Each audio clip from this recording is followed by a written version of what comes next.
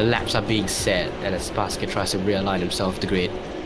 22 laps, fully dry, around the world's second largest country. Watch the lights. 5 red lights in Winford. The Canadian Grand Prix is underway, and that's a very good start for Poconaldo as Pedro tries to cut across, going to turn 1, doesn't use the entire track, but it has worked out beautifully for him as he goes up into P1 immediately as we go down the first straight mode zone. What a start for Pedro, definitely cutting across. Not cutting across, should I say, was the right option for him as he now cuts in down the inside into turn 1 and takes the lead of the race as Poconaldo is starting to lose a bit of grip to Basket as Cookie Trooper gets the fastest sector 1. And one of the McLarens, I think, has also gotten a very good start of the line as many cars bounce there on the hidden bump. As now it is going to be Pedro, Poco and Usta in your top 3 as we go into sector 2.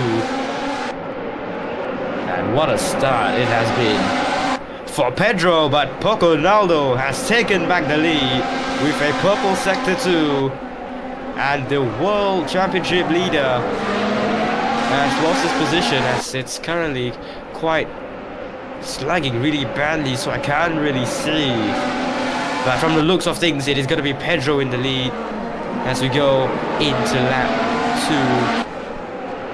And I don't think the stream is doing very well right now as it's going. This is quite poor. Yeah, it's really poor. We're going at very few frames right now. Can't really see what's going on from Poco to Pedro.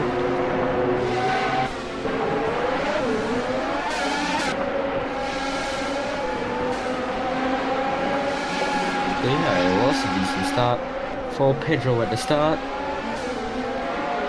It looks like Poconaldo ultimately comes on top.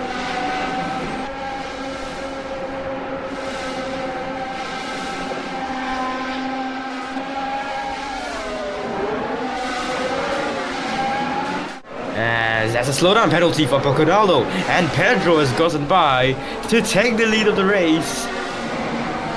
As we go down the hill once again, Pedro takes the lead from Poconaldo thanks to a slowdown penalty. And this is the situation, the miracle Pedro needed.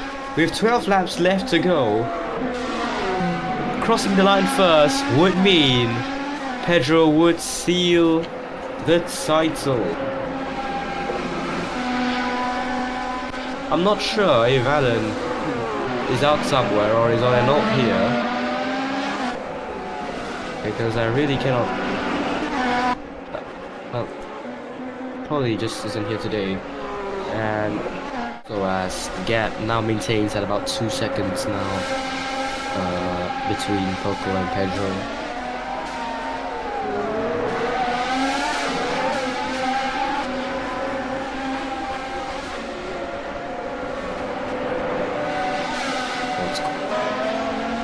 Pedro needs to do something with 10 laps left to go.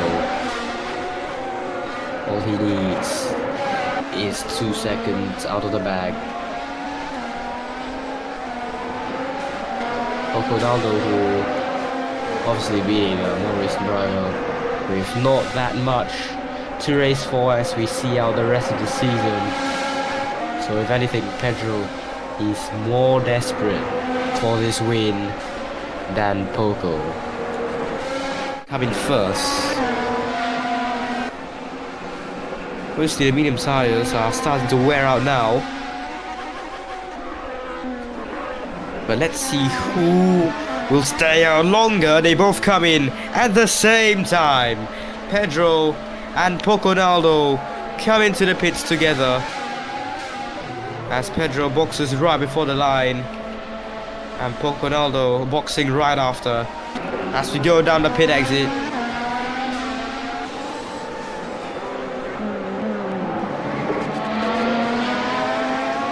As now they are well, not really interrupted. Well, after being interrupted by a quick pit stop tonight. And all he can really hope for now is that Poco will also succumb to a time penalty as he laps Ross Swift with ease, so it's not going to be any difficulty as Ross Swift has a bit of a slide. And his already collapsing race can't get any worse.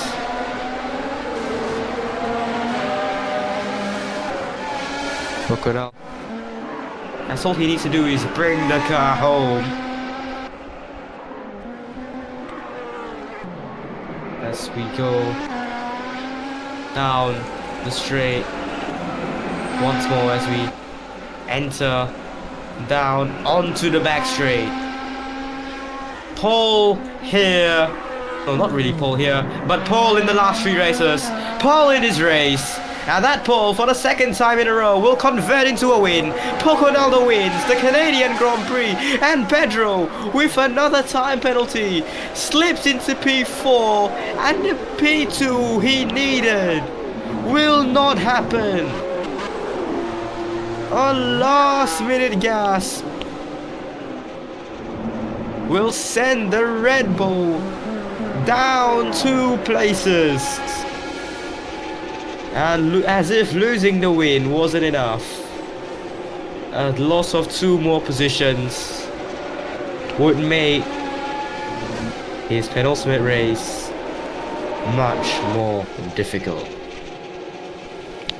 It is nonetheless still 12 points gain on Allen, and that would now put the gap to 59 points as long as he beats Allen to